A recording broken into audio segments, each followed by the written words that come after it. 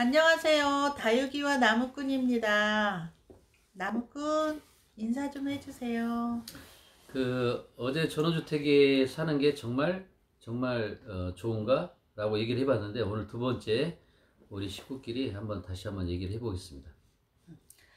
나는 이제 전원주택을 지었다고 했으면 아빠도 가장 많은 질문을 받았다고 한 것 같아. 이게 얼마가 드는지, 총 땅 사고 뭐 건물을 짓는데 얼마 들까? 이게 가장 궁금할 것 같아.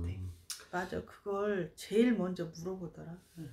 내가 1년 동안 살아오면서 내 주변에서 그 질문을 내가 많이 받아봤지. 근데 그 질문의 의미가 없는 게 뭐냐면은, 대한민국 각 지역마다 토지 가격이 다르기 때문에 그거는 질문에 큰 의미가 없는 거야. 그렇고 건축비는 평당 500만 원 정도 이상 돼야 집다운 집을 지을 수 있는 거지. 그리고 아파트도 나도 이제 뭐 이렇게 분양 최근에 받아와서 알게 된 건데, 분양을 받으면은 뭐 계약금 10% 내고 2년 이제 완공되는 동안에 중간에 중도금 뭐 5회씩 나누고 나머지 잔금을 치르는데, 단독주택 같은 경우에도 좀 방식이 비슷한지, 아니면은 뭐 계약금 한 번 내고 마지막 잔금을 한 번에 다 치르는지, 어떤 식으로 좀 진행이 되는지 궁금해. 단독주택의 공사 기간은 3개월에서 4개월 또는 한 6개월 이러는데, 3, 4개월이 걸리든 6개월이 걸리든 집을 방법은 똑같아. 대부분 다 마찬가지. 이게 꼭 그런 건 아닌데 대부분 그렇더라고. 집을 지어주는 사람, 공사해주는 사람하고 계약했을 때 첫 번째 계약금 20%고, 철근 콘크리트하고 철골 골조고 완전히 기본 틀이 나왔을 때 30%, 그리고 바닥 미장 됐을 때 30%, 집이 완전히 지었을 때 20%. 그래서 20%, 30%, 30%, 20% 이렇게 되는 거야. 그래도 아파트보다는 기간이 되게 짧은 시간 내에 다 이렇게 돈이 나가기는 나가네. 그러니까 그 돈을 충분히, 아파트는 한 2년 정도 걸리지 아마, 그지? 그치. 뭐 워낙 규모도 크고 하니까 단독주택보다.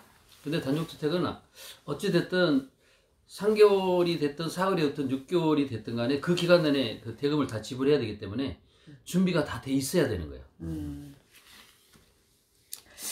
그리고 전원생활 하면서 지금 뭐 엄마 아빠도 2층 집으로 지었고, 마당에서 아빠도 뭐 목공도 하고 엄마 다육하우스도 짓고 텃밭도 일구고 이렇게 하는데, 뭐 살다 보니까 뭐 땅 크기가 더 컸으면 좋겠다든지, 아니면 집이 뭐 너무 크거나 작다든지 뭐 그런 생각을 할 수 있을 것 같거든.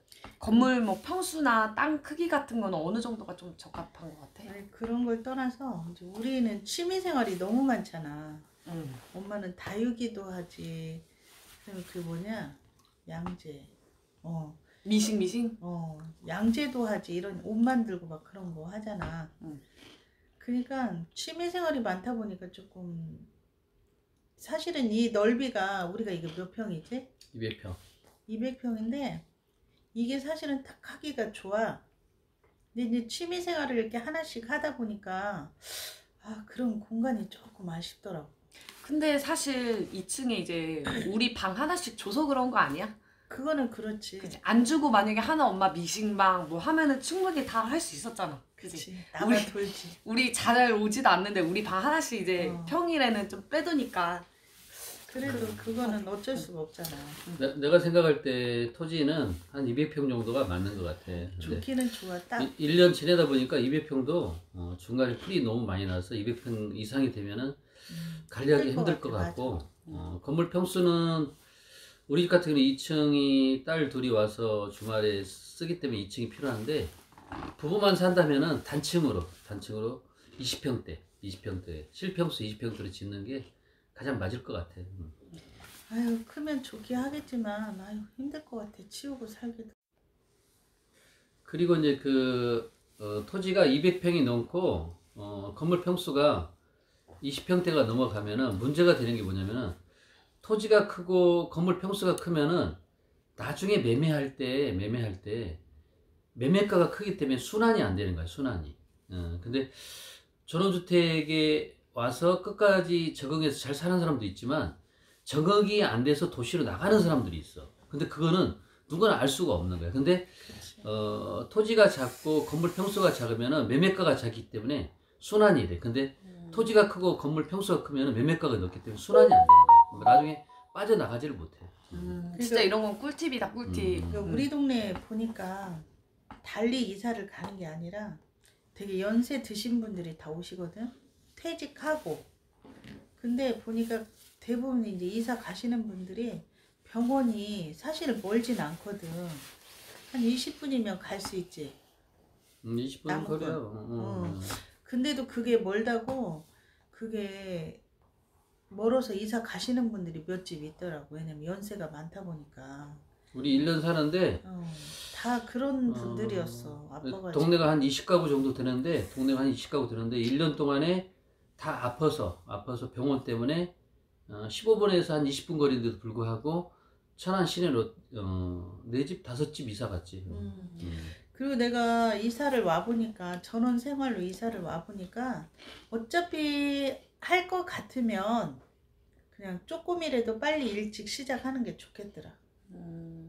왜냐면 주위에 이렇게 아파가지고 이렇게 계시고 싶은데 못 계시는 거 보니까 조금이라도 이제 뭐 이런 생활을 꿈꾸고 그런다면은 조금이라도 빨리 될 수 있으면 빨리 들어오는 게 좋을 것 같아. 엄마 아빠는 여기 뭐 20분, 10분, 20분 거리가 지금은 되게 괜찮다고 얘기를 했는데, 운전도 하고 뭐 지금 50대고 이러니까 괜찮다고 했는데, 그럼 더 나이가 들면은 좀 더 가까운 데로, 도심에서 좀 더 가까운 데에 가야 되거나 할 수 있겠다. 근데 너무 만약에 꼴짜기에 들어가면은 그거는 좀 그건 아닌 것 같아. 내가 이 말을 꼭 해주고 싶은 거야. 자, 도시, 우리는 지금 천안인데, 천안에는 병원이 그래도 그 순천향병원도 있고, 당국대병원도 있고, 천안 같은 의료원도 경우, 있어. 천안 의료? 천안 그럴걸? 아무튼 그러는데 이 말을 해주고 싶은 거야. 도시에서 너무 멀리 떨어져 있는 전원주택은 병원 문제도 있지만, 그 아까 얘기한 거하고 비슷한 얘기인데, 도시에서 너무 많이 떨어져 있는 전원주택은 매매가 안 돼, 매매가 안 돼. 근데 사람이 살다 보면 다시 너무 큰 것도 매매가 안 돼. 사람이 살다 보면은 도시로 다시 나가야 되는 경우도 있어. 맞아. 정해놓고 그런 건 그러니까 아니고 갑작스럽게 그렇게 되더라고. 그러니까 평생 살 거라고 생각하고서 그치. 이렇게 뭐 사는 것도 사는 거지만, 만약에 이제 이거를 팔고 다시 나가야 될 그 만약의 상황도 대비해서 뭐 토지 평수라든지 집 크기라든지 거리라든지 이런 거를 뭐 많은 사람들 수요층이 있는 걸로 선택을 하는 게 좋다라는 결국엔 그런 얘기. 바로 그거야. 그러면 이제 마지막으로 이제 뭐 먼저 집을 지어본 사람으로서, 많은 집을 지은 건 아니지만 정말 먼저 집을 지어본 사람으로서 집을 지으려고 해야 하는 사람에게 해주고 싶은 뭐 말, 그런 게 있나? 그러니까 집을 짓게 되면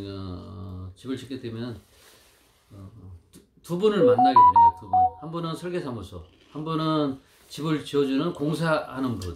근데 설계사무소 비용이 전원주택은 대체적으로 300만 원, 400만 원, 500만 원 해. 근데 300만 원이라고 해서 싸고 500만 원이 비싸다고 생각하면 안 되는 게 뭐냐면, 설계사무소를 잘 만나게 되면은 중간에 설계 변경을 해도 끝까지 친절하게 해주는 분이 있어. 그렇기 때문에 차라리 뭐 300만 원 주고 나중에 그 설계사무소 찾아가서 부담되느니 조금 비싸더라도, 비싸다고 해서 뭐 좋은 사람은 아니겠지만 비싸더라도 좋은 사람을 잘 찾아야 돼. 좋은 사람을. 근데 생각보다 나는 놀랬어. 건축 그 설계가 그렇게 비싼지 몰랐어. 그리고 이제 그 공사해주는 분 잘 만나야 되는 게 뭐냐면은, 이분을 잘못 만나게 되면 공사 도중에 계속 추가 요금을 요구를 해. 심지어는 20%, 30%. 그렇게 되면 이제 전원주택을 꿈꾸는 사람들이 계획을 세우고 집을 짓는데 늙는 거야. 그래서 10년 늙는다는 얘기가 있는데, 우리 같은 경우는 그분을 너무 잘 만나가지고 대문도 서비스, 울타리, 디자인 펜스도 서비스, 그리고 단돈 만 원도 추가로 요구하지 않았고, 그리고 철근 간격이 설계사무소는 40cm 간격으로 했는데 이분은 집을 지면서 30년 동안 집을 지면서 30cm 간격으로 했기 때문에 철근도 30cm 간격으로 추가 요금 없이 해줬고, 천장도 아파트 기준으로 설계가 됐는데 천장도 더 높이 추가 요금 안 받고 이렇게 해준 거예요. 그래서 뒤로도 빼줬잖아요. 거실. 그래서 공사해주는 사람을 잘 만나야 맞아. 된다는 거. 굉장히 중요한 얘기야 이거는. 설계사무소랑 건축하시는 분을 잘 만나야 된다. 그렇지. 직접 주는 사람. 우리는 신경도 많이 안 썼어요. 왔다 갔다. 두 분을 잘 만나다 보니까 중간에 민원이 생겼는데도 불구하고 두 분이 다 알아서 민원 해결을 해줬고, 다른 사람들은 조금 전에 얘기했듯이 10년 늙는다는, 우리는 10년 늙은 게 아니고 집 짓는 과정이 6개월이었는데 6개월 동안 주말마다 와서 집 지어지는 그 과정을 보면서 너무 행복함을 느낀 거야. 맞아, 너무 고맙고. 우리는 전혀 늙지 않았어. 그 자체를 즐겼던 것 같아. 너무 잘해주더라. 너무 고마웠어. 그래가지고 그분들한테. 그러면 사람을 잘 만나야 된다. 이 그렇지. 외에는 뭐 추가적으로 더 해줄 얘기는 없어? 이거. 집 지으면서 이렇게 대부분 사람들이 전원주택을 처음 짓는 거잖아. 처음 짓는 건데 그냥 계약하고 공사가 막 들어가. 공사가 들어가는데 시작해서 끝까지 사고가 안 나면 관계가 없어. 근데 사람이 공사를 하다 보면 사고가 나는 수가 있는 거야. 중간에 많이 다칠 수도 있고 사망하는 수도 있고. 근데 보험을 들지 않고 크게 사람이 다치거나 사망사고가 나면은 그 비용이 너무 커가지고 그 사람 노후가 그냥 없어지는 거야. 그래서 꼭 해주고 싶은 말이, 공사 시작하면서 산재보험하고 고용보험을 꼭 가입한다. 공사를 해주는 사람 책임이 아니고 전원주택 집 짓는 사람, 건축주 책임이야. 그러니까 그래서 그건 또 그렇대. 꼭 보험을 들고, 그 보험이 우리 같은 경우는 산재보험이 한 115만 원, 고용보험이 한 54만 원, 해서 한 160만 원 정도 들어갔는데, 이 보험은 공사 기간이 끝나도 찾는 게 아니야. 없어지는 돈인데 정말 그야말로 보험이고. 그래서 마음 편안하게 집을 지어야 돼. 엄마는 좀 모르니까 아깝다고 생각을 했거든. 뭐 아무 일이 없어서 그렇지, 혹시 만약에 그치, 뭔 일이라도 그러니까. 있었으면 이게 들어놓는 게 좋을 것 같네. 큰일 나는 거야. 사고가 나면은. 그러면은 이제 다 했으니까 우리 이거 끄고 이제 뭐 먹을까? 좋아. 그래. 시청해주셔서 감사합니다. 구독과 좋아요는 사랑입니다. 부탁드립니다. 감사합니다.